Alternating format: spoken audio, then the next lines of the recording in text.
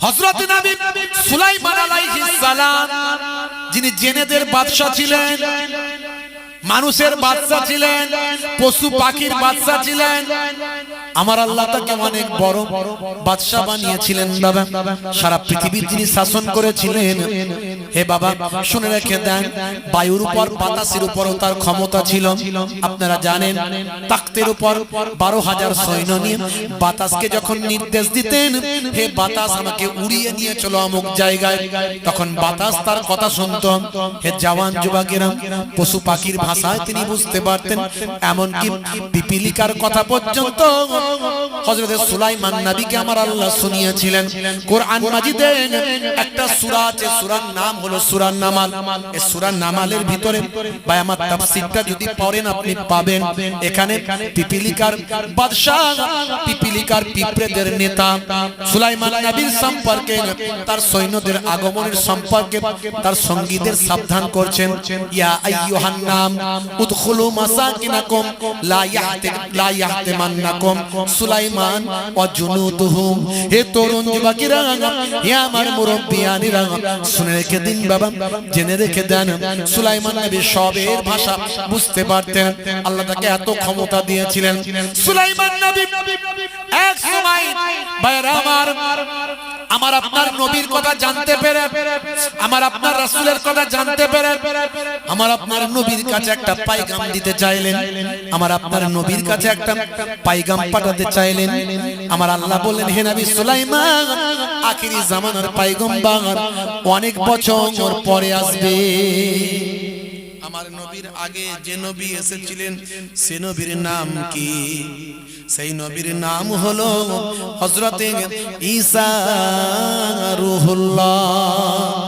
আমার আপনার নবীর আগে 2000 বছর আগে যে নবী পৃথিবীর জমিনে এসেছিলেন সেই নবীর নাম হলো হযরতে মুসা কালিমুল্লাহ।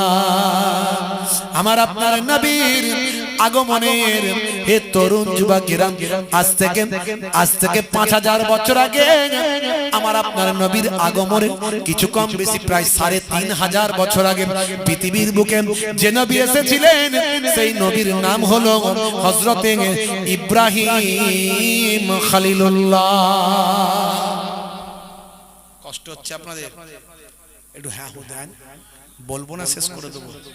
একটু চাঁদা দিতে হবে, কিন্তু দেবেন তো নাকি? না দিলে এত বড় মাহফিলটা হবে কি করে? কিজি হ্যাঁ দেবেন তো নাকি? বলেন ইনশাআল্লাহ। বলেন না ইনশাআল্লাহ? নবীর মহব্বতে আল্লাহ কোনটা দিয়ে বের করে দেবে বাপ। আখিরি জামানা, আজ আছেন কাল নাই, কবে কি হয়ে যাবে কেউ জানে না। বুঝতে? সুলাইমান আলাইহিস সালাতু ওয়াস সালাম যখন আমার নবী পাকের কথা জানতে পারলেন, তখন চিন্তা করলেন আমার নবীর কাছে একটা পয়গাম দেবেন। জোরে বলেন সুবহানাল্লাহ।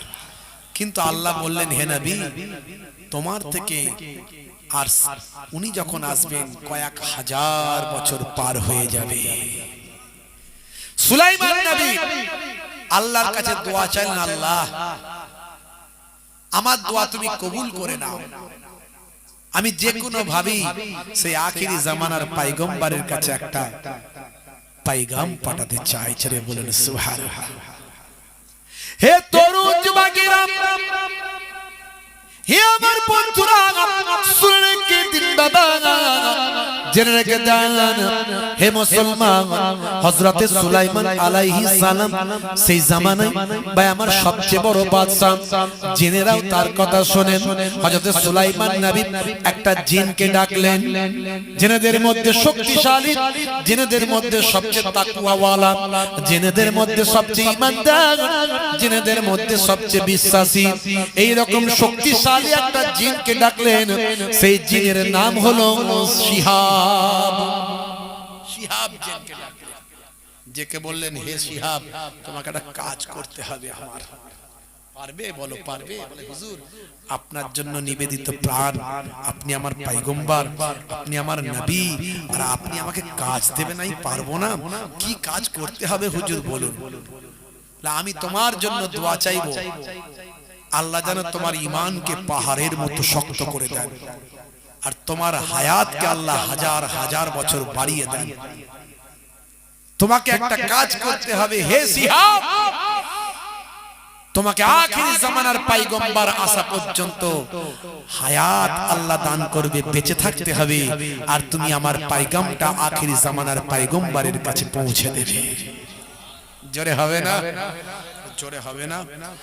হযরতে শিহাব মস্ত বড় একজন জিন, এই কথা শুনে তার যেন হৃদয় থরথর করে কাঁপতে লাগলো, শরীরটা যেন অটোমেটিক হালকা হয়ে গেল। আমার পয়গম্বর বলেটা কি, আমার নবী বলেটা কি?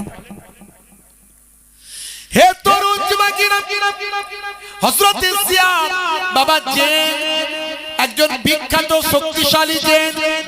আল্লাহর নবী হযরতে সুলাইমান আলাইহিস সালাম এই কথা বলার পরে তার সারা শরীরটা যেন কম্পন হতে লাগলো। হযরতে সুলাইমান নবী বললেন, শিহাব চিন্তা করো না, ভয় পেও না, আমি আল্লাহর দরবারে তোমার জন্য দোয়া চাইবো। হে শিহাব, আমার আল্লাহ তোমার ঈমানকে পাহাড়ের মতো শক্ত বানিয়ে দেবেন, তোমার হায়াতকে আমার আল্লাহ লম্বা করে দেবেন, আর তোমাকে এই জিনের রূপের থেকে অন্য রূপে পরিবর্তন করে দেবেন। হে শিহাব, তোমার বুকের ভিতরে আমার পয়গামটা লুকানো থাকবে, হাজার হাজার বছর পার হয়ে যাবে, আমার পয়গাম তুমি ধরে রেখে দেবেন। হে শিহাব, চিন্তা করো না, কিছু ভেবো না, আমার আল্লাহ এতে রাজি আছেন, আমার আল্লাহর সঙ্গে আমার কথা হয়েছে, আমাকে আল্লাহ পয়গম্বর বানিয়েছেন, আমি আল্লাহর সঙ্গে কথা বলেছি, তোমার ভয় পাওয়া আর চিন্তা করা আর কোনো দরকার নাই। কি করতে হবে হুজুর? হে শিহাব শুনে রেখে দাও, আমার আল্লাহ তোমাকে একটা বিরাট বড় বাজ পাখি বানিয়ে দেবে, একটা বাজ পাখিতে তোমাকে রূপান্তর করবে। তুমি কি তাতে সন্তুষ্ট? আল্লাহ যাতে সন্তুষ্ট, আমার নবী যাতে সন্তুষ্ট, আমি শিহাব জিন তাতে সন্তুষ্ট, এতে আমার কোনো আপত্তি নাই। হে শিহাব, তোমাকে আমার আল্লাহ একটা সুন্দর বাজ পাখিতে পরিণত করবে, আর তোমার বুকের ভিতরে আমি আমার পয়গামটা দিয়ে দেব। এই পয়গামটা নিয়ে তুমি পৃথিবীর পাহাড়ের সিংহে ঘুরে ঘুরে বেড়াবে, ওই সিংহে তুমি অটল থাকবে, পাহাড়ের মতো শক্তি নিয়ে থাকবে, পৃথিবীর কোনো ধ্বংসলীলা তোমাকে ক্ষতি করতে পারবে না, পৃথিবীর কোনো বিপর্যয় তোমাকে ক্ষতি করতে পারবে না। হে তরুণ যুবকেরা, হযরতে ভাই আমার সুলাইমান নবী শিহাবের বুকের ভিতরে আল্লাহর নবীর পয়গামটা দিয়ে দিলেন, আমার নবীর কাছে পয়গামটা পাঠিয়ে দিলেন। শিহাবকে বলে দিলেন, শিহাব ধৈর্য ধারণ করবে বাবা, কোনোভাবেই ভেঙে পড়বে না, কোনো রকম মুচড়ে যাবে না, তোমার ঈমানকে আল্লাহ সেইভাবেই মজবুত করবেন, সেই ঈমানকে তুমি ধারণ করে রাখবে, যে কোনো হার হালতে থাকো না কেন, আমি নবীর পয়গামটা আখিরি জামানার পয়গম্বর পর্যন্ত দেবে। জোরে হবে না? আরে জোরে হবে না? শিহাবকে বিরাট বড় একটা রেশমি কালারের আল্লাহর কুদরতি আল্লাহ আমার আল্লাহ তাকে বাজ পাখিতে পরিণত করলেন। সুলাইমান নবী তার বুকেতে লাগিয়ে দিলেন নিজের পয়গাম, দিয়ে বলেন, যাও শিহাব, উড়ে চলে যাও, তুমি ইতিহাস হয়ে যাবে, যাও। হে তরুণ যুবকেরা, শিহাব এক পাহাড় থেকে আরেক পাহাড়ে উড়ে উড়ে বেড়ায়, আল্লাহ তাকে কুদরতি খাবার দেয়, আল্লাহ তাকে কুদরতি শক্তি দেয়, সারা পৃথিবীর কত কিছু সে দেখতে পায়। পৃথিবীর এক সিংহের উপরে থাকে, কখনো আবার কোন এক পাহাড়ের সিংহে উড়ে যায়, কত উথাল পাতাল দেখেন, কত সাম্রাজ্যের পতন দেখেন, কত সাম্রাজ্যের উত্থান দেখেন। কখনো দেখেছে ফেরাউন চলে গেছে নীল দরিয়ায় ডুবে শেষ হলো, সেটাও শিহাব দেখতে পেল। কখনো বা দেখেন ভাইরা আমার, কত নবীদের আগমন ঘটলো, নবীরা শহীদ হয়ে গেল, সেটাও শিহাব জানতে পারে। হে তরুণ যুবকেরা, হে আমার মুরব্বিয়ানেরা, তারপরে রোমান সম্রাটরা এলো, ভাই আমার রোমানিজম তৈরি হলো, রোমান সাম্রাজ্য সারা পৃথিবীতে কায়েম হলো। আবার সে রোমান সাম্রাজ্য ভেঙে টুকরো টুকরো হয়ে গেল, সবই সাক্ষী কিন্তু শিহাব বহন করলো। হে তরুণ যুবকেরা, আল্লাহর নবী সুলাইমান নবী বলেছিলেন, হে শিহাব, যখন আখিরি জামানার পয়গম্বর আসবেন, আরবের জমিনে যখন আসবেন, তখন আকাশ বাতাসটা একটা অন্যরকম রূপ ধারণ করবে, সবকিছু উৎফুল্ল হয়ে যাবে, সবকিছু উচ্ছ্বাসিত হয়ে যাবে, আকাশের সুন্দর তারকা চমকাতে থাকবে, আকাশটা প্রজ্বলিত হয়ে যাবে, পৃথিবীতে একটা মৃদু সৌগন্ধ বাতাস বইতে থাকবে। সেই বাতাসের ছোঁয়া যখন তোমার গায়েতে লাগবে শিহাব, হে শিহাব বুঝতে পারবেন আরবের মরু প্রান্তরে আখেরি জামানার পয়গম্বর এসে উপস্থিত হয়েছে। জোরে হবে না?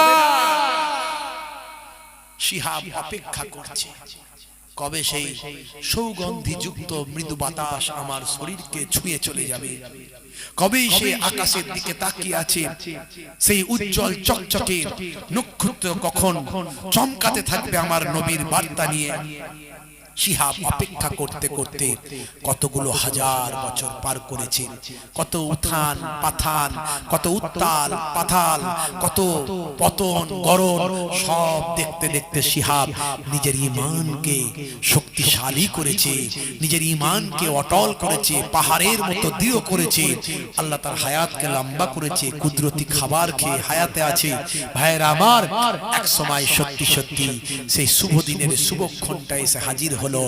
শিহাব বুঝতে পারলো মৃদু সুগন্ধযুক্ত বাতাস আমার শরীরকে হাওয়াতে আমার শরীরকে এলাইত করে যাচ্ছে, মৃদু সুগন্ধযুক্ত বাতাস আমার নাককে উদ্ভাসিত করছে, উচ্ছ্বাসিত করছে আমার শরীরকে, আর আকাশটা চমকে উঠছে, একেবারে সুন্দর রঙে রঙাঙ্কিত হয়ে যাচ্ছে, আলোকিত হচ্ছে, সেই নক্ষত্রগুলো চমকাচ্ছে। যে কথা বলেছিলেন নবী সুলাইমান, সেই পূর্বাভাস আমি পেতে শুরু করলাম। যাই বলেছিল আরবের জমিনে যেতে, মক্কার জমিনে যেতে, সে আরবের দিকে চলতে লাগলেন শিহাব।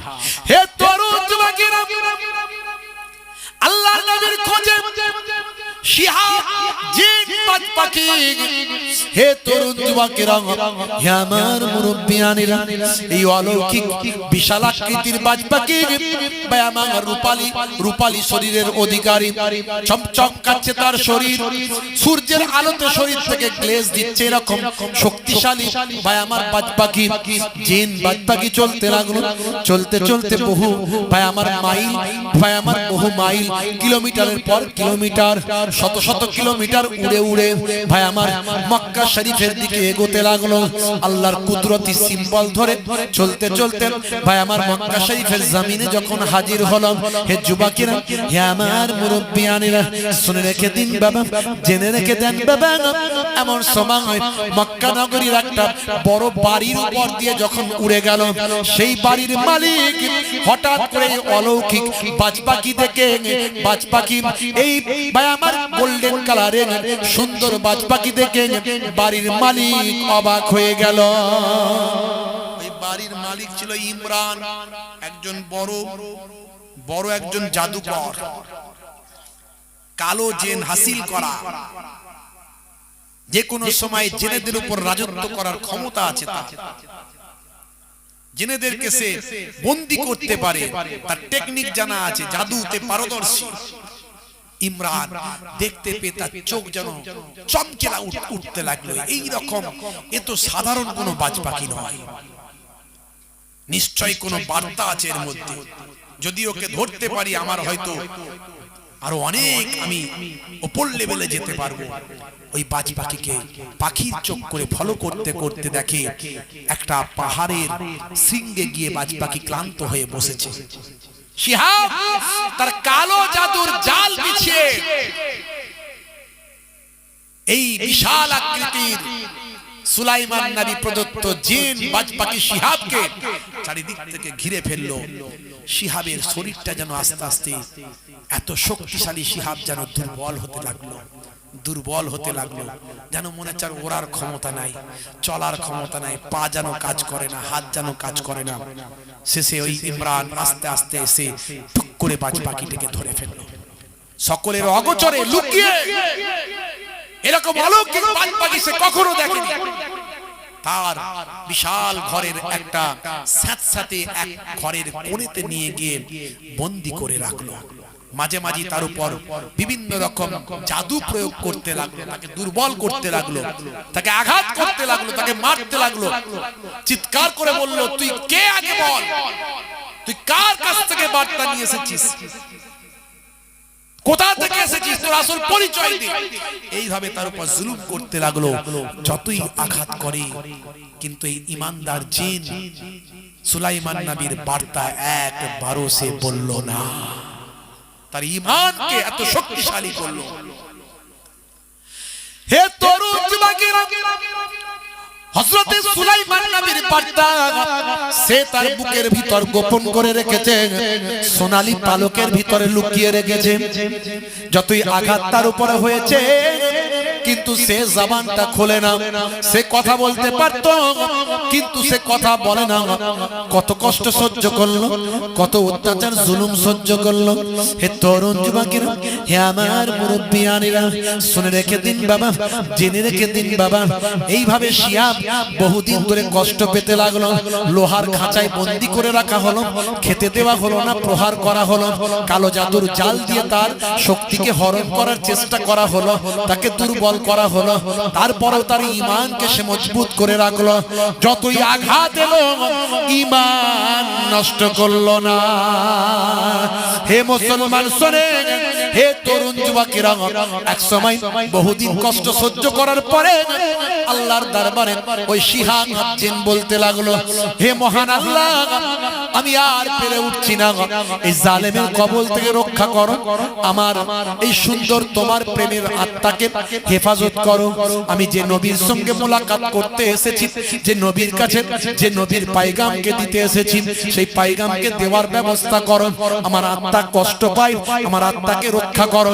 হে তরুণ যুবকেরা, এইভাবে যখন ওই শিহাব পাঁচপাখি জিন আল্লাহর দরবারে দোয়া চায়, ওদিকে আমার আপনার নবী, আখিরি জামানার পয়গম্বর, জগতের শেষ নবী জনাবি মুহাম্মদ মুস্তাফা সাল্লাল্লাহু আলাইহি ওয়াসাল্লাম কাবা শরীফের চত্বরে হযরতে আবু বকর সিদ্দিক, হযরতে ওসমান জিন্নুরাইন, হযরতে আলী মুর্তজাদের নিয়ে ভাই আমার ওয়াজ নসিহত করছেন। ওয়াজ করতে করতে আল্লাহর নবীর হৃদয়ে এই নেক আত্মার একটা খেয়াল এসে গেল।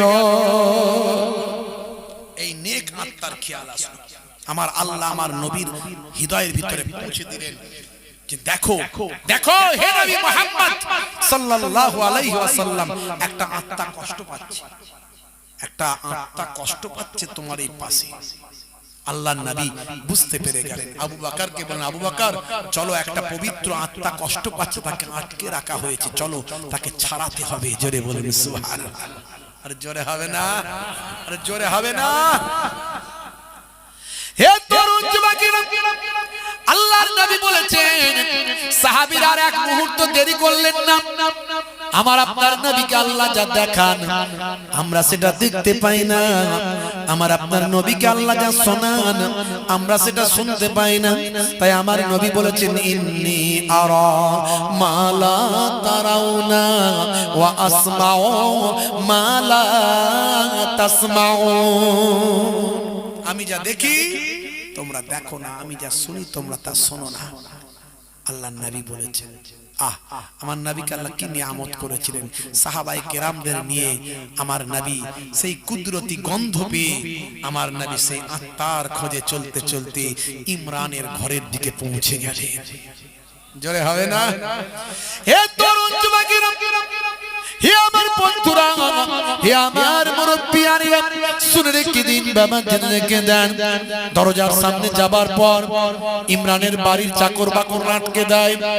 আল্লাহর নবী বলেন, যাও তোমাদের মালিককে গিয়ে বলো, আব্দুল্লাহর বেটা মুহাম্মদ সাল্লাল্লাহু আলাইহি ওয়াসাল্লাম তোমাদের মালিকের সঙ্গে কথা বলতে এসেছে। ইমরান বুঝতে পারল নবী এসেছেন, সাধারণ মানুষ নয়।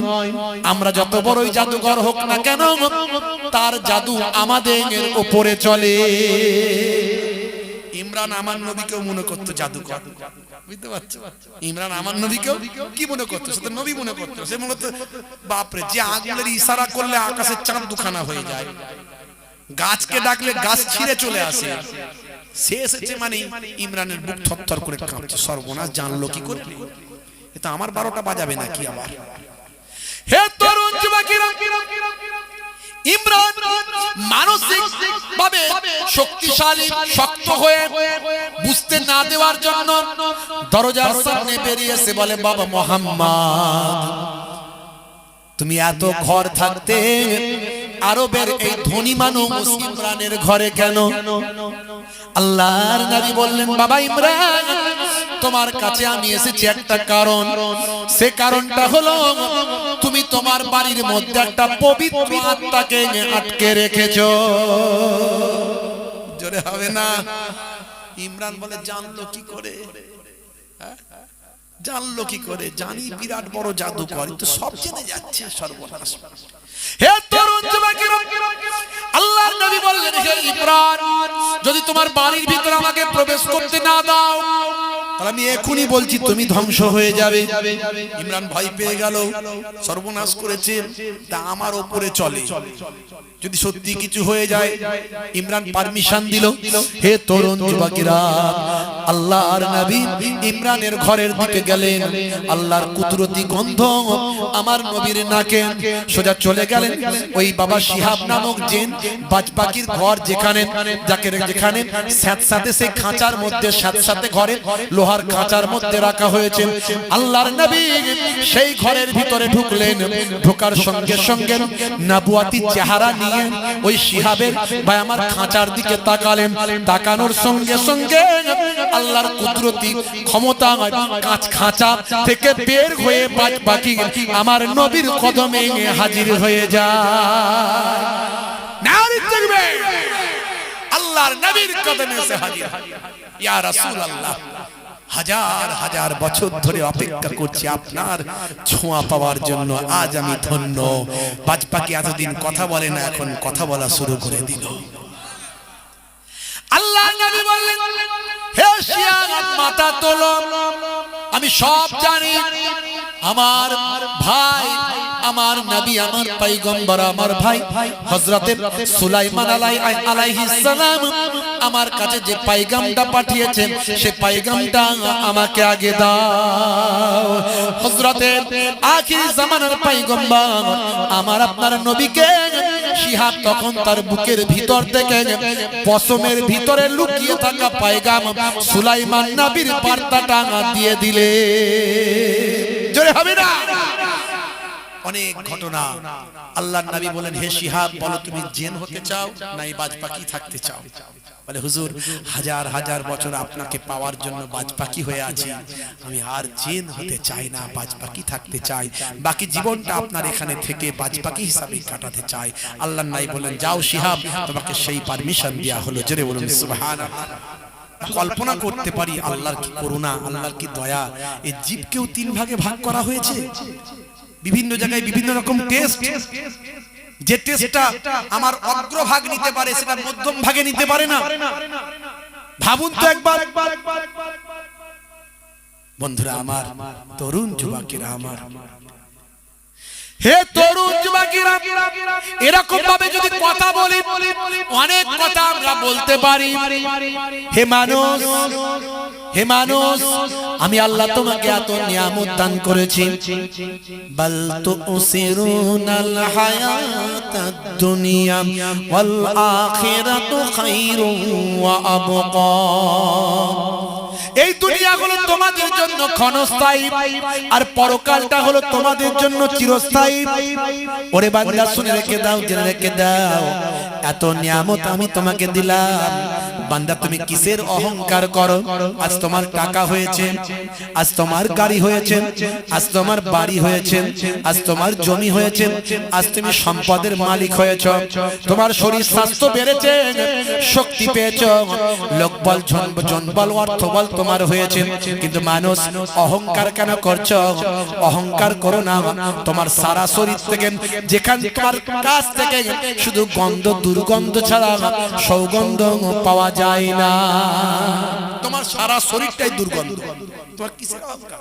খালি তো শুধু ওই পারফিউম মারো, দুর্গন্ধকে সুগন্ধ করার জন্য শুধু পারফিউম মারছো। ভালো করে ভেবে দেখো তো, তোমার পায়খানা যেটা বের হয় সেটা নিশ্চয়ই সুগন্ধ নয়, সেটা দুর্গন্ধই।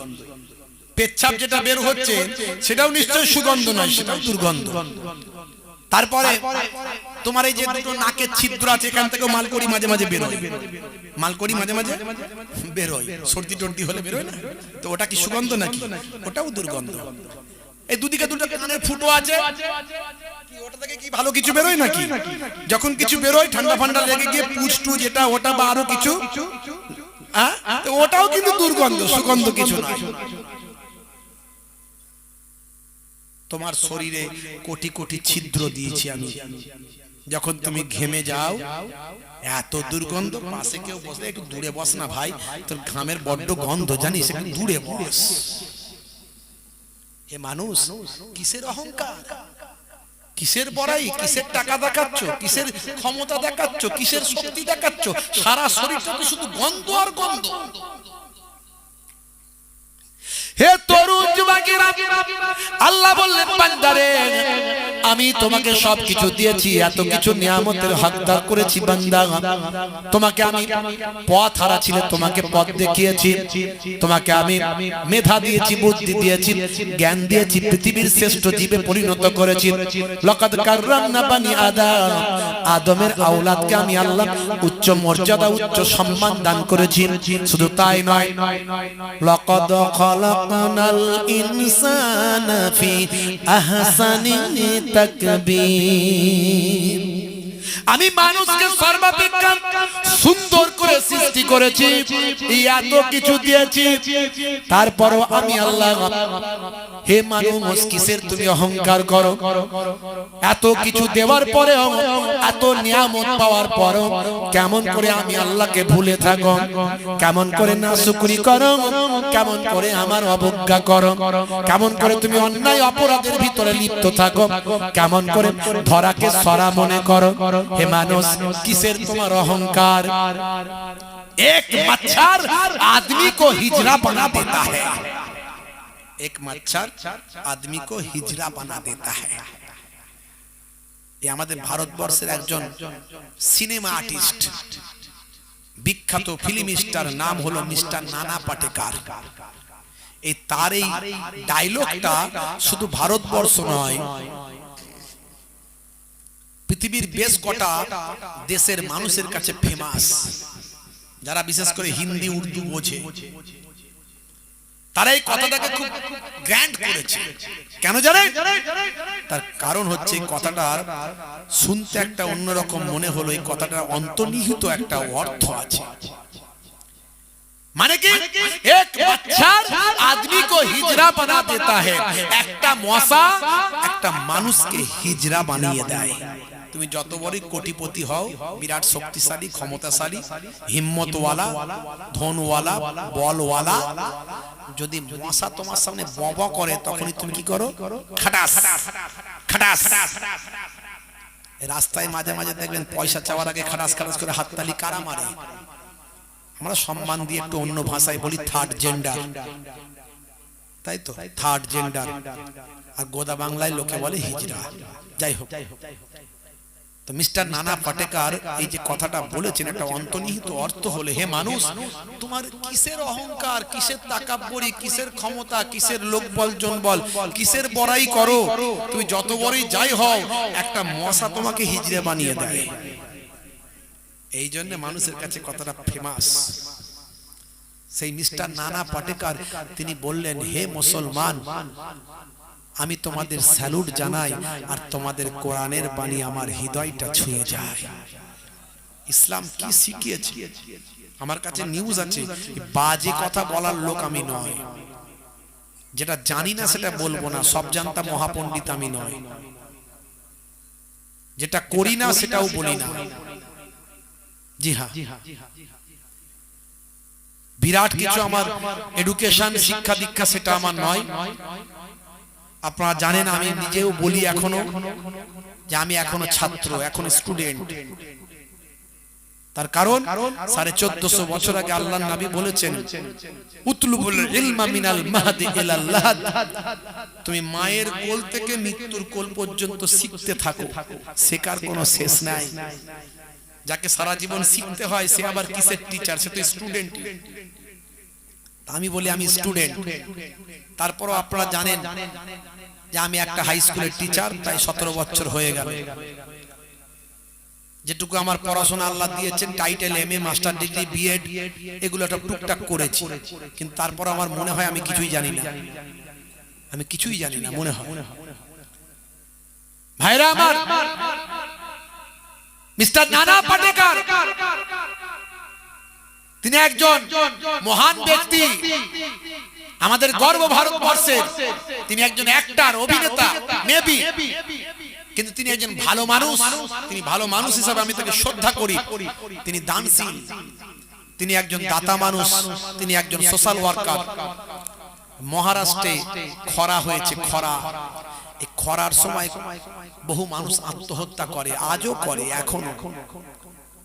ওইদিককারের চাষিরা অনেক ধার দেনা করে চাষবাস করে, তো ওইদিকে আমাদের মতো এত উন্নত ভাই আমার ভূমি নয়, ওদিকে খুব কষ্ট করে ওরা জীবন যাপন করে।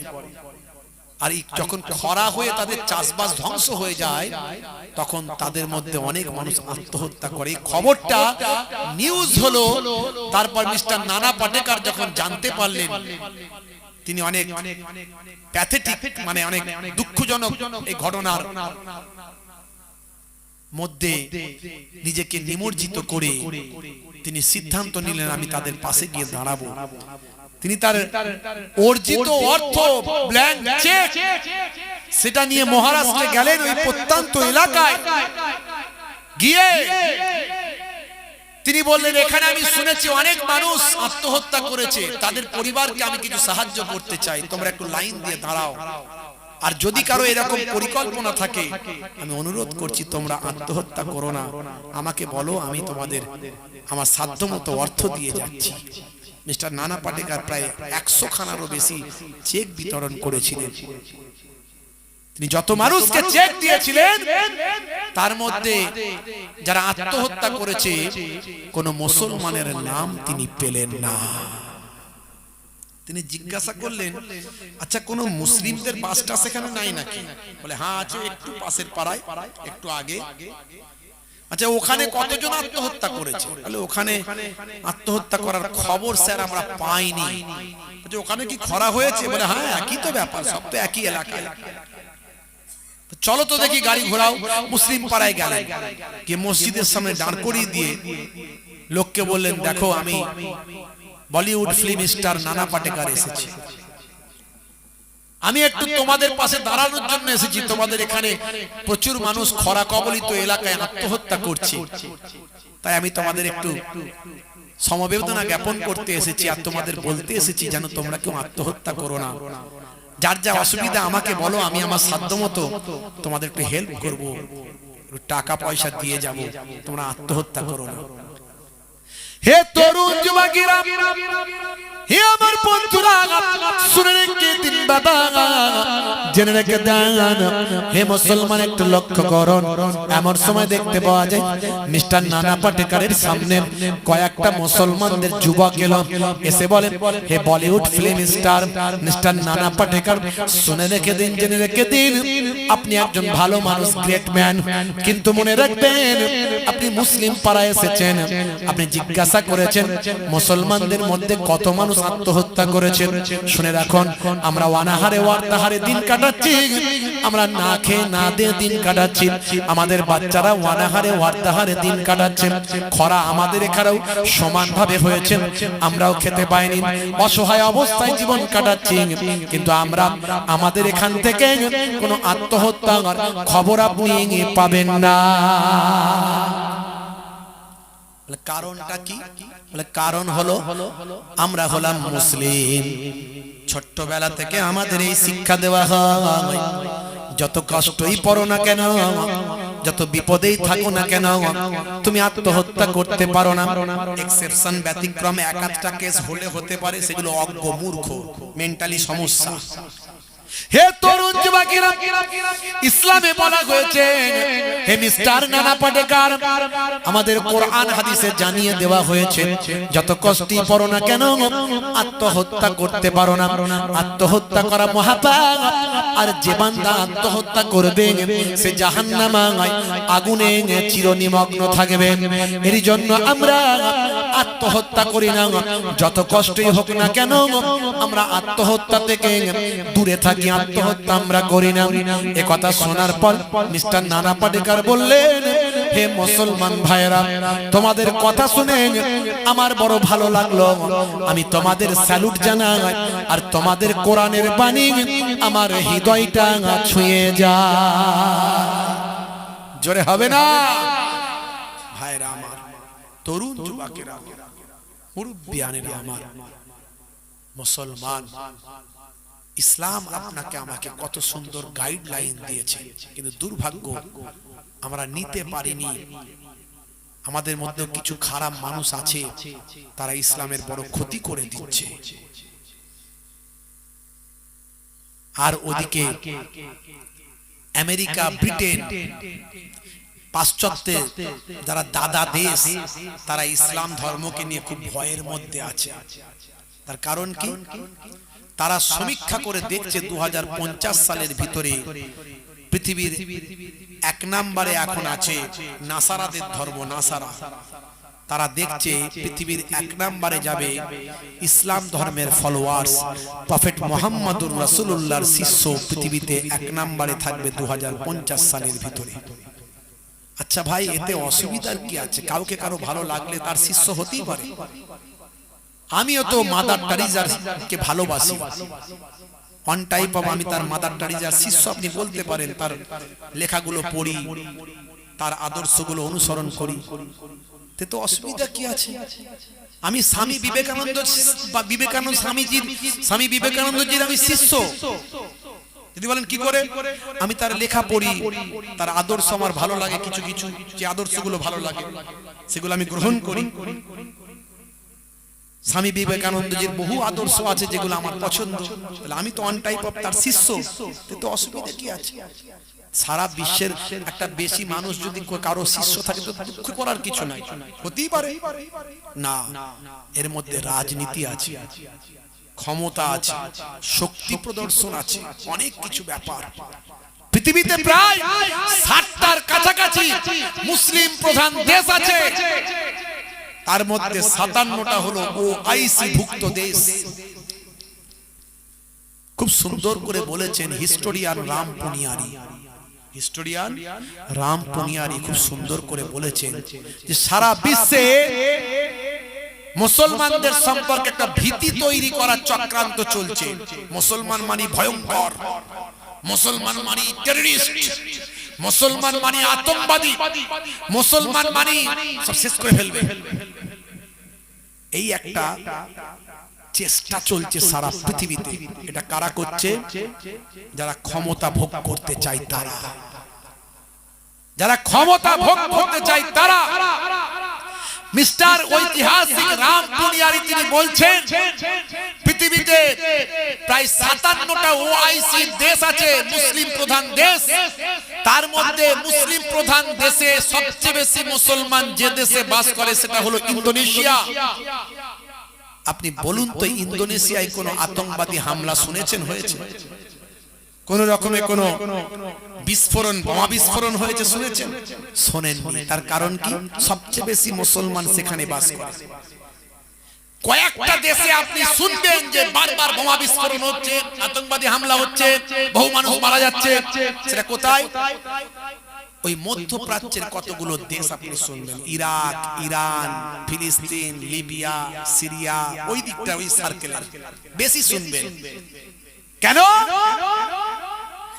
ঐতিহাসিক বলছেন ওই এলাকার মাটির তলায় সবচেয়ে বেশি খনিজ পদার্থ মহান স্রষ্টা দান করেছে। এখন এগুলোকে নিতে গেলে তো গন্ডগোল পাকাতে হবে, সাপ হয়ে কামড়াতে হবে আর ওজা হয়ে ঝাড়তে হবে। আফ্রিকা মহাদেশে বিভিন্ন দেশগুলোতে প্রচুর পরিমাণে প্রাকৃতিক সম্পদে ভরপুর, কিন্তু আফ্রিকার মানুষেরা সবচেয়ে গরিব। সেনেগাল, সুদান, এসব জায়গার মানুষগুলো দেখবেন কালো কালো মানুষ, খেতে পায় না, অনাহারে দিন কাটায়, খালি পায়ে থাকে।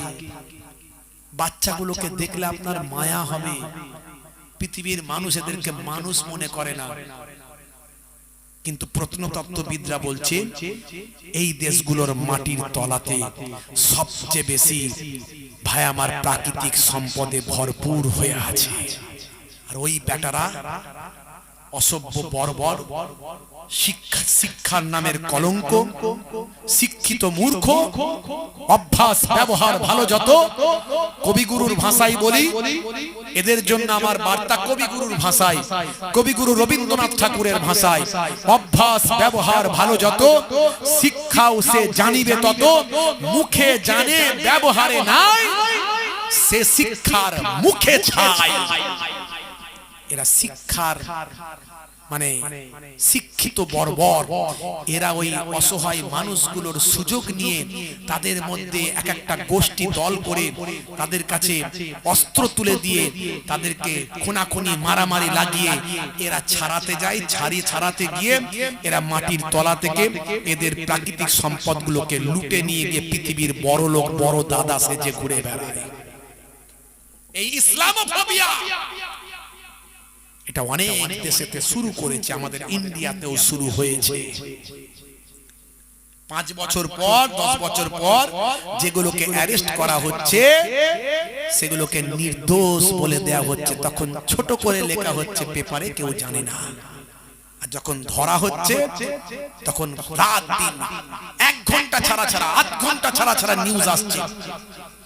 মুসলমান কোন অন্যায় করলে তাকে বলা হচ্ছে আতঙ্কবাদী, জঙ্গি। ভালো করে দেখবেন, অমুসলিম যদি কোনো অন্যায় কাজটা করে বলে বন্দুকবাজ, বলে অপরাধী, বলে মেন্টালি সমস্যা ছিল। হ্যাঁ, এই হচ্ছে মিডিয়া। তবে এখনকারের যুবকেরা বুঝতে শিখেছে আমাদের অন্যায়ের বিরুদ্ধে প্রতিবাদ করতে হবে, গর্জে উঠতে হবে। আপনার কাছে মোবাইল আছে মানে আপনি একজন মিডিয়া, আপনি একজন মিডিয়া। গণতন্ত্রকে সামনে রেখে, সংবিধানকে মান্যতা দিয়ে শৃঙ্খলাবদ্ধভাবে এবং শালীন ভাষায় প্রতিবাদ করবেন, কোনো বাজে কথা বলে নয়, বুঝিয়ে দিন। অন্যায়ের বিরুদ্ধে রুখে দাঁড়ান। যদি অন্যায়ের বিরুদ্ধে রুখে দাঁড়াতে না পারেন, 1000 মানুষ যদি একটা ভালো মানুষকে চোর চোর চোর চোর বলে, লোকে কিন্তু বিশ্বাস করবে যে এতগুলো মানুষ চোর বলছে, তো সে তো কিছু বলেনি, তাহলে নিশ্চয়ই চুরি করেছে। তাকেও রেডি করতে হবে, আমি চোর নয়, আমি চোর নয়, আমি চোর নয়, আমি চোর নয়। এই বলার জন্য যদি রেডি না করতে পারেন, একদিন চোর বলি প্রমাণিত হবে। শুধু তাই নয়, ছোট্ট থেকে আমরা হিন্দু, মুসলিম, খ্রিস্টান, জৈন মিলেমিশে বড় হয়েছি। এতদিন পর্যন্ত আমরা এই হিন্দু মুসলিম কথা বলতে গেলে 10 বার চিন্তা করতাম, বললে আমাদের মনে কষ্ট হবে, এখানে জাতপাতের কথা আসছে কেন রে ভাই। কিন্তু এখন এটা অ্যাভেলেবল। নেতারা প্রত্যেক দিন সকাল থেকে রাত পর্যন্ত যদি হিন্দু মুসলিম মন্দির মসজিদ না বলে, ওরা নেতা হতে পারবে না, ওদের পয়সা ঢুকবে না। বুঝতে পারছে? আল্লাহর সম্পর্কে কথা বলছি, নবীর সম্পর্কে কথা বলছি। হে তরুণ যুবকেরা, হে আমার বন্ধুরা, শুনে রেখে দিন বাবা, জেনে রেখে দেন, এই সব থেকে বাঁচতে পারেন, আমাকে আপনাকে বাঁচাতে পারেন একজন। তিনি কে? তিনি হলেন আপনার আমার মহান আল্লাহ। কারণ আমার আল্লাহ সব কিছুকে নিয়ন্ত্রণ করে। মানুষের ব্রেন, মানুষের চিন্তা ভাবনা, মানুষের অ্যাটিটিউড সবকিছু নিয়ন্ত্রণ করছেন কে? যারা বলেন কে? আল্লাহ। হে তরুণ যুবকেরা, আপনাকে আমাকে ঈমানি শক্তি বাড়াতে হবে, ঈমানি শক্তি বাড়াতে হবে। হে তরুণ যুবকেরা, হে আমার মুরব্বিয়ানেরা, শুনে রেখে দিন বাবা, জেনে রেখে দেন। আমি একটা হিকায়াত, একটা ওয়াকিয়া আপনাকে ছোট বলি, বেশি লম্বা চওড়া করব না, সময় কিন্তু কম। একটা ওয়াকিয়া ছোট্ট করে বলে দিন কেমন ঈমানি শক্তি বাবা আখেরি জামানায় এমন একটা সময় এসে উপস্থিত হয়েছে, আমরা আমাদের ঈমানকে রাখা বড্ড দায় হয়ে যাবে, ঈমানকে রক্ষা করা বড় কষ্টকর হয়ে যাবে। আপনি মুসলমান, আপনি বুক ফুলিয়ে বলতে পারবেন না আমি মুসলমান। আপনি নামাজি, আপনি বুক ফুলিয়ে নামাজটা পড়তে পারবেন না। আপনি দাড়িওয়ালা, আপনি দাড়িটা ভাই আমার বুক ফুলিয়ে রাস্তা দিয়ে দাড়িটা রেখে আপনি যেতে পারবেন না। আপনার দাড়ির উপর আঘাত আসবে, আপনার টুপির উপর আঘাত আসবে, আপনার জুব্বার উপর আঘাত আসবে, আপনার নামাজের উপর আঘাত আসবে। এই সময় মুসলমান নিজের ঈমানকে কেমন করে রক্ষা করবেন? হে তরুণ যুবকেরা, আখেরি জামানায় মনে রাখবেন বাবা, হাতের তালুতে আগুনের কুণ্ড রাখা সহজ হবে, হাতের তালুতে আগুনের কুণ্ড রাখা সহজ হবে, কিন্তু মুসলমানের ঈমান রাখা কঠিন হয়ে যাবে। ঈমান রাখা কঠিন হয়ে যাবে আখেরি জামানায়, বুঝতে পারছেন? হে তরুণ যুবকেরা, আল্লাহর নবী বলেন, হে দুনিয়ার মানুষ শুনে রেখে দাও, চারিদিকে যখন ফিতনা ফাসাদ শুরু হয়ে যাবে, চারিদিকে যখন অশান্তি চলবে, ঝুট ঝামেলা চলবে, অন্যায় অত্যাচার পাপাচার লুকাচার মানুষ যখন লিপ্ত হয়ে থাকবে, সেই সময় চারিদিকে যখন বিপদ আপদ মুসিবত খুন খারাপি যখন চলবে, হে তরুণ যুবকেরা, মানুষ যখন ভীত সন্ত্রস্ত থাকবে, মানুষ যখন অন্যায় অত্যাচারে লিপ্ত হয়ে যাবে, হে তরুণ যুবকেরা, সেই সময় হে আমার উম্মত উম্মতিরা, তোমরা যদি আমি রাসূলের একটা সুন্নতকে ভালো করে আঁকড়ে ধরো, মান তামাসসাকা বিসুন্নতি ইনদা ফাসাদ উম্মতি ফালাহুল আজরু মিয়াতা শাহীদ, এই একটা সুন্নতকে যদি ভালো করে আঁকড়ে ধরতে পারো, আল্লাহর নবী বলেন, হে দুনিয়ার মানুষ শোনো, ওই একটা সুন্নতকে ভালো করে আঁকড়ে ধরার কারণে আমি রাসূল বলে দি বাবা, আমার আল্লাহ তাআলা তোমার নামাজ আমলে 100টা শহীদের সওয়াব দেবে। জোরে হবে না? মান পরিস্থিতি যেদিকে, আমাদের ঈমানকে এই বাজপাখির মতো মজবুত করতে হবে। রাজি আছি তো নাকি? বলুন ইনশাআল্লাহ। রাজি আছি তো নাকি? এই জীবন যাই যাবে, ঈমান কিন্তু দেব না। জীবন যাই যাবে, ঈমান কিন্তু দেব, যেমন দেব দেব না। বলুন ইনশাআল্লাহ। আল্লাহ তাআলা আমাদের কবুল করেন, বলুন আল্লাহুম্মা আমিন। তা আপনাদের শুধু তো বললে হবে না আমি বিরাট বড় নাম ঈমানদার, বিরাট বড় নবীর আশিক, বিরাট বড় ঈমানদার, বিরাট বড় নবীর আশিক শুধু বললে তো হবে না। মাথা থেকে পা পর্যন্ত তাকিয়ে দেখলে একটাও কোরআন হাদিসের নির্দেশ আপনি মানেন না, নবীর নির্দেশ নেই, আল্লাহর নির্দেশ নেই, তাহলে কিসের ঈমান আর বাঁচাতে পারবেন বলেন? কি করতে হবে? আপনাকে নামাজি হতে হবে। নামাজি হলে আপনি অনেস্ট মানুষ হবেন, সৎ মানুষ হবেন, ওজনে ঠকাতে পারবেন না, মানুষকে কষ্ট দিতে পারবেন না। যে প্রকৃত মুসলমান হয়, মানুষ মারা তো দূরের কথা, আল্লাহর নবী বলেন ওই ব্যক্তি সচ্চা মুসলমান নয়। আল মুসলিমু মান সালিমাল মুসলিমুনা মিন লিসানিহি ওয়া ইয়াদিহি, যার হাতের দ্বারায় মুখের দ্বারায় অপর ভাই কষ্ট পায়।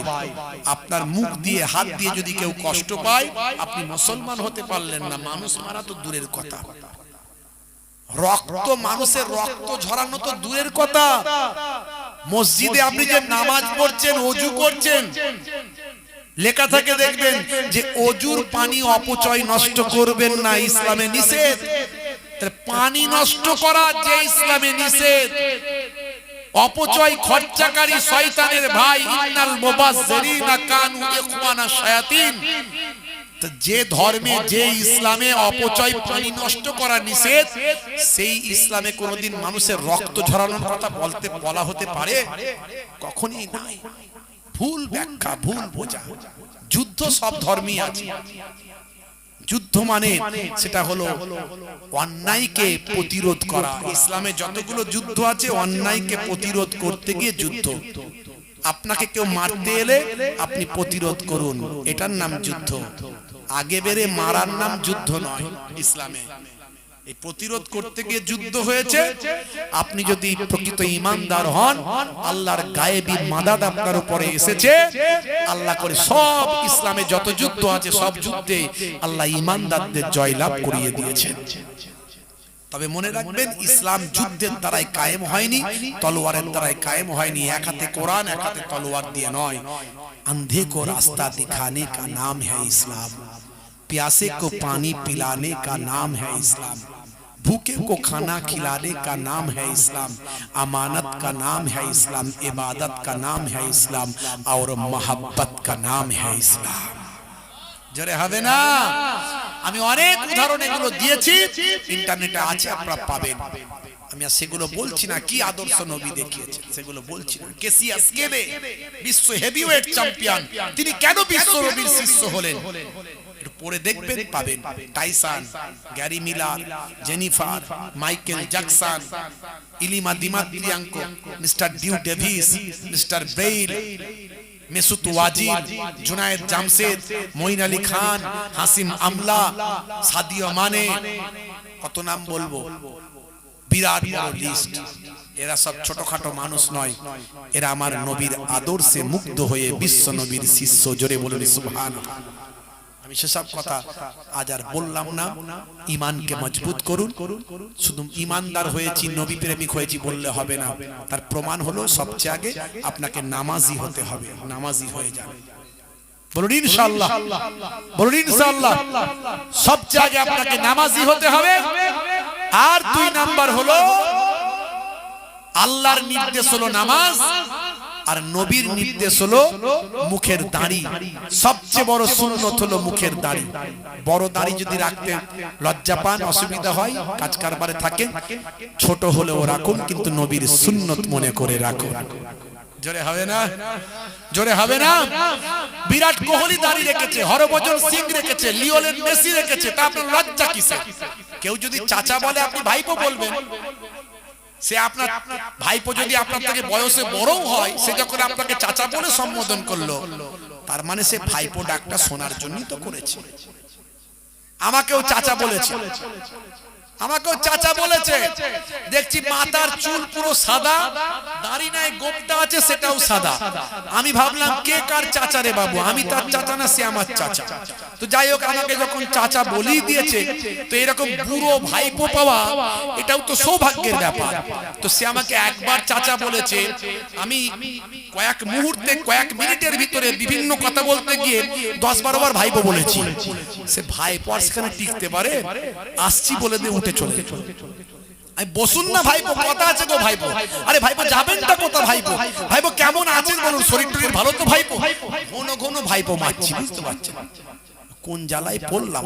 কাকে বোকা বানাতে গিয়ে নিজেই বোকা বেনে গেলাম, বুঝতে পারছেন?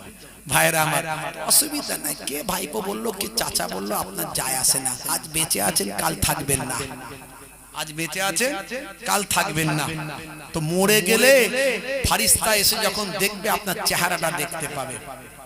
আমি অনেক সুন্নতের কথা বলি, এর আগে বলেছি, ইন্টারনেট সার্চ করবেন পাবেন। 25-30 হাজার 40 হাজার বক্তব্য আমার আছে, একটা দুটো নয়। আমি অনেক বলে থাকি। ডান দিকে কাত হয়ে ঘুমানো সুন্নত, বসে পানি পান করা, বিসমিল্লাহ বলে খাওয়া, খেয়ে আলহামদুলিল্লাহ বলা, চেটে পুচে খাওয়া, পেটটাকে 3টে ভাগে ভাগ করা, কত সুন্নত। ছোটদের স্নেহ, বড়দের সম্মান, রাস্তা দিয়ে গেলেন পেরেক কাঁচ ভাঙা সরিয়ে দেন, অমুসলিম ভাইদের সঙ্গে ভালো ব্যবহার করুন, মুসলমান মুসলমানের সঙ্গে ভালো ব্যবহার করুন, পিতামাতার শ্রদ্ধা করুন, স্ত্রীর সঙ্গে সম্মান করুন, ঘরটা মাঝে মাঝে ঝাড়ু দেন, স্ত্রীর সঙ্গে রান্নায় সহযোগিতা করে দেন, মাঝে মাঝে ছেঁড়া জামা সেলাই করে পড়ুন। কত সুন্নতের কথা বলেছি, কিন্তু কবরে গেলে কোন সুন্নত দেখতে পাওয়া যাবে না। অনলি ওয়ান, একটা সুন্নত, এক্সেপ্ট একটা ব্যতীত। সেটা হলো কি? একটা সুন্নত দেখা যাবে, সেটা হলো মুখের দাড়ি। মুনকার নাকির ফারিস্তা বলবে মান রব্বুকা, দেখতে পাবে নবীর সুন্নত বলে মুখে অল্প হলেও ছোট হলেও দাড়িটা রাখা। হতে পারে ওই দাড়িটা নবীর ভালোবাসায় তাই হয়ে যাবে, ওটা নাজাতের জারিয়া হয়ে যাবে ভাই, হতে পারে। বাবা মা হাত জোর করে বলবে, বয়স তো হলো, বয়স হোক আর নাই হোক, যুবক হোক, আজ বেঁচে আছেন কাল থাকবেন গ্যারান্টি নাই, ছোট হলেও দাড়িটা রাখুন। এখন নেতা মন্ত্রী খেলোয়াড় প্লেয়ার সবাই দাড়ি রাখছে, দাড়ি ফ্যাশন, কিন্তু আপনি নবীর সুন্নত মনে করে রাখুন, ছোট হলেও সুন্নত মনে করে রাখুন। একদিন ইমানি শক্তি অনেক বেড়ে যাবে, মুহিবুল্লাহ হুসাইনির থেকেও বড় দাড়ি হয়ে যাবে ইনশাআল্লাহ। আল্লাহ কবুল করে না, বলুন আল্লাহুম্মা আমিন, বলুন আল্লাহুম্মা আমিন। দুটো কাজ করবেন তাহলে, একদিকে নামাজ আর একদিকে মুখের দাড়ি। কি হবে তো নাকি? আমরা নামাজি হব তো নাকি? হব ইনশাআল্লাহ হব। এই কারা কারা নামাজি হবেন একটু হাত তুলে দেখান তো দেখি। ক্যান্সার হতে পারে, ক্যান্সার হতে পারে, আবার বলছি হাত তুলুন, হাত তুলুন, হাত তুলুন। টিউমার হতে পারে, প্যারালাইসিস হতে পারে, হার্ট অ্যাটাক হতে পারে, অ্যাক্সিডেন্টে মৃত্যু হতে পারে। বাঁচানোর মালিক আল্লাহ, সে আল্লাহকে রাজি করার জন্য নামাজি হও, বলুন ইনশাআল্লাহ, বলুন আল্লাহুম্মা আমিন। নারে তাকবীর, মাশাআল্লাহ মাশাআল্লাহ। কাজা হতে পারে, কাজা হলে কাজা পড়ে নেবেন। শরীর খুব খারাপ, দাঁড়িয়ে পড়তে পারেন না, বসে পড়বেন। বসেও পারেন না, বসারও ক্ষমতা নাই, বেড রেস্ট হয়ে গেছে, শুয়ে শুয়ে পড়বেন। তায়াম্মুম করে ওযু করতে পারেননি, কিন্তু নামাজে ছাড় নাই। এর আগে আমি ওয়াজ করেছি, ইচ্ছাকৃত হবে নামাজ ছেড়ে দিলে তার শাস্তি হবে 14টা, তার মধ্যে 5 দুনিয়াতে হবে 5টা। দুনিয়ায় 5টা কি? মানুষ যত কালো হোক আর সাদা হোক, একটা নামাজি বান্দার চেহারা একটা নূর থাকে, আলো থাকে। এই চেহারা থেকে নূরটা চলে যাবে, আলো থাকবে না। বুঝতে পারছেন? বেনামাজি বান্দার চেহারায় নূর থাকবে না।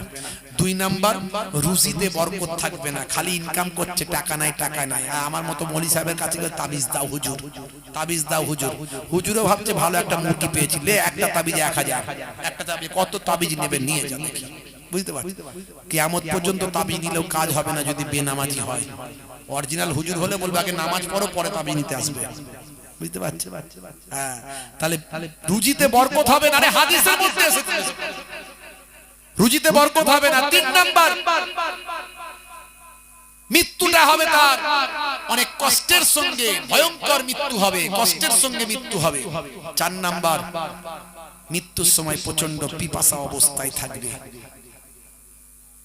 আর 5 নাম্বার, প্রচন্ড ক্ষুধার্ত অবস্থায় তার মৃত্যু হবে। 5টা শাস্তি দুনিয়াতে হবে। বুঝতে পারছেন ভাইরা আমার? তাই নামাজি হয়ে যান, রাসূলের সুন্নতটা মানেন। বিদায় নেব, যাওয়ার আগে একটু বলবো, আগামী বছর এই জান্নাতের বাগানটাকে আবার কায়েম করার জন্য আমার নবী পাককে ভালোবেসে একজন ব্যক্তি আছেন, একজন হবে, আমি অনলি ওয়ান। সবাই তো আর এই মর্যাদা পেতে পারে না, সবাই তো আর এতটা হৃদয়কে বড় করতে পারবে না। আহলে বায়াত হলেন পাক পাঞ্জাতন 5 জন। কে কে? আল্লাহর নবী, আল্লাহর নবীর কলিজার টুকরা কন্যা আম্মা জান ফাতেমা, আল্লাহর নবীর জামাতা শেরে খোদা আলী মুর্তজা কারামাল্লাহু ওয়াজহু, আল্লাহর নবীর 2 জন নাতি নওয়াসায়ে রাসূল ইমাম হাসান ইমাম হুসাইন রাদিয়াল্লাহু তাআলা আনহুমা। এই 5 জন হলেন পাক পাঞ্জাতন আহলে বায়াত। আল্লাহর নবী ইন্তেকালের আগে বলেছেন, তোমাদের কাছে 2টো জিনিস রেখে গেলাম, একটা হলো কোরআন মাজিদ আর একটা হলো আমার সুন্নাত। আবার অন্য হাদিসে এসেছে 2টো জিনিস রেখে গেলাম, একটা হলো আল্লাহর বাণী কোরআন মাজিদ, আর 2 নাম্বার হলো আমার আহলে বায়াত। জোরে বলেন সুবহানাল্লাহ। সেই আহলে বায়াত হলেন পাক পাঞ্জাতন 5 জন। এই পাক পাঞ্জাতনকে ভালোবেসে একজন পাক পাঞ্জাতনের আশিক আছেন? আমি দেখতে চাই একজন, যদি আল্লাহ তাকে দেনেওয়ালা ক্ষমতা থাকে হাতটা তুলবেন। বাবা মার একজন যদি থাকেন পাক পাঞ্জাতনকে ভালোবেসে, আহলে বায়াতকে ভালোবেসে, নবীর পাক পাঞ্জাতন পাক পরিবারকে ভালোবেসে একজন ভাই 5005 টাকা দেনেওয়ালা আছেন কোন বান্দা? হাতটা তুলতে পারেন? পাক পাঞ্জাতনকে ভালোবেসে 5005 টাকা একজন বান্দা আছেন? হাতটা তুলতে পারেন? ফিসাবিলিল্লাহ বলতে পারেন? কাল কিয়ামতের দিনে পাক পাঞ্জাতনের গোলাম হিসাবে আল্লাহ কবুল করে তাদের সঙ্গে হাসর নাসর করে দেবেন। আছেন কোন ধনী বান্দা, জ্ঞানী বান্দা? বলতে পারেন? আমার নবী পাককে, আমার নবীর কলিজার টুকরা কন্যা আম্মা জান ফাতেমাতুজ জোহরা রাদিয়াল্লাহু তাআলা আনহাকে, নবী পাকের জামাতা শেরে খোদা আলী মুর্তজা কারামাল্লাহু ওয়াজহুকে, আমার নবী পাকের 2 জন নওয়াসা হযরত ইমাম হাসান, ইমাম হুসাইন, এই পাঁচজন হলেন পাক পাঞ্জাতন আহলে বায়াত। এই পাক পাঞ্জাতনকে ভালোবেসে একজন হবে 5001 টাকা দাতা ভাই, গানি ভাই, ধনী ভাই, ব্যবসায়ী ভাই, একজন আছেন বলতে পারেন হবে দেওয়ার মতো আছেন? মাশাআল্লাহ, আমার বাপজি হাত তুলেছে ওই পেছনে, দেখেন কি নাম, নামটা বলেন তো দেখি। আরে আল্লাহ যাকে দিয়াবে আমরা ভাববো দিচ্ছে কি করে, কি জি দাতা দান করে আর বকিলের কষ্ট হয়, হয় না? হয় না? দিল কি করে রে, কি এমন আছে রে, ওর মনকে আল্লাহ বড় করে দিয়েছে। আল্লাহু গানিউন ওয়া আনতুমুল ফুকারা, আল্লাহ একাই তো ধনী, বাকি সব ফকির। আল গিনা, অন্তরের ধনটাই হলো সবচেয়ে বড় ধন, মনের ধনই সবচেয়ে বড় ধনী। কি নাম ওনার? হাতটা একবার তোলেন, কি নামটা ওনার বলেন তো?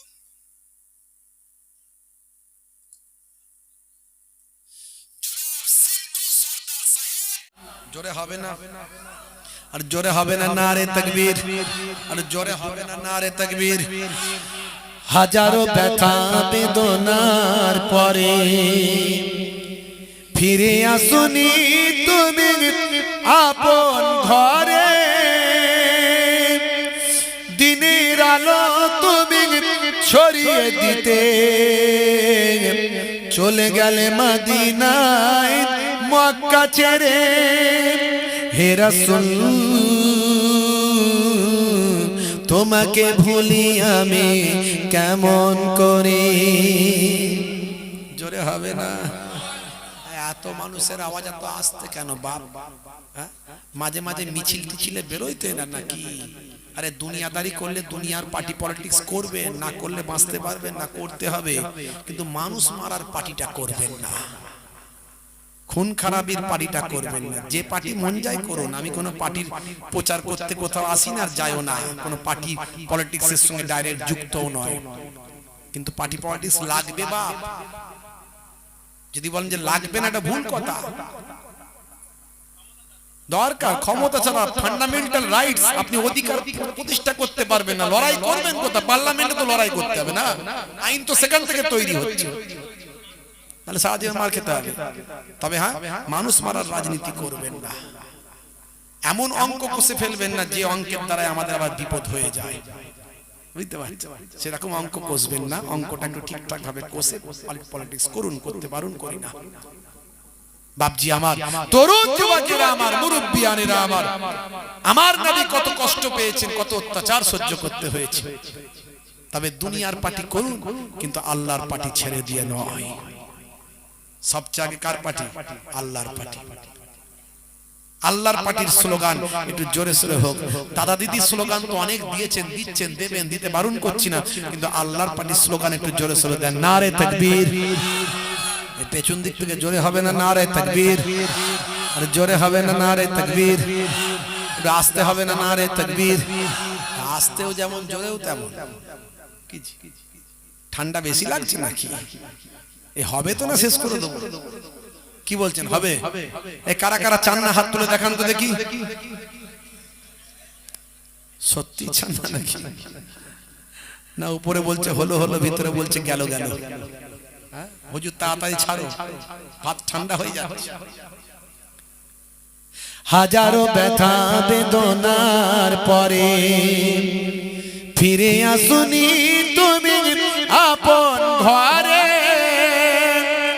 দিনের আলো তুমি ছড়িয়ে দিতে চলে গেলে মদিনায় মক্কা ছেড়ে। হে রাসূল তোমাকে ভুলি আমি কেমন করি। হে রাসূল তোমাকে ভুলি আমি কেমন করে। খেনাকে দিন প্রচারের কাজে নিজেকে দিয়েছ বিলিয়ে, তায়েফের কাফিরেরা চিনল না আলো, দুষ্ট ছেলেদের পিছু দিল লেলিয়ে। খেনাকে দিন প্রচারের কাজে নিজেকে দিয়েছ বিলিয়ে, তায়েফের কাফেরেরা চিনল না আলো, দুষ্ট ছেলেদের পিছু দিল লেলিয়ে, পাথরের আঘাতে ক্ষত বিক্ষত হয়ে সারা শরীর থেকে রক্ত ঝরে। হে রাসূল তোমাকে ভুলি আমি কেমন করে। জোরে হবে না, জোরে হবে না। হেরার গুহায় তোমারই ধ্যান, আসমান থেকে নামে আল কোরআন। হেরার গুহায় তোমারই ধ্যান, আসমান থেকে নামে আল কোরআন। ভাঙলো সবার ভুল তোমারই পরে, আসলো কোরআনের ছায়া তলে। খালিদ ওমর আলী আবু বকর ইসলামী ঝান্ডা নিল যে তুলে। আল আমিন তুমি ছিলে যে সদা সকল মানুষের তরে। হে রাসূল তোমাকে ভুলি আমি কেমন করে। হে রাসূল তোমাকে ভুলি আমি কেমন করে। হাজারো ব্যথা বেদনার পরে ফিরে আসুনি তুমি আপন ঘরে। দিনের আলো তুমি ছড়িয়ে দিতে চলে গেলে মদিনায় মক্কা ছেড়ে। হে রাসূল তোমাকে ভুলি আমি কেমন করে। আল্লাহুম্মা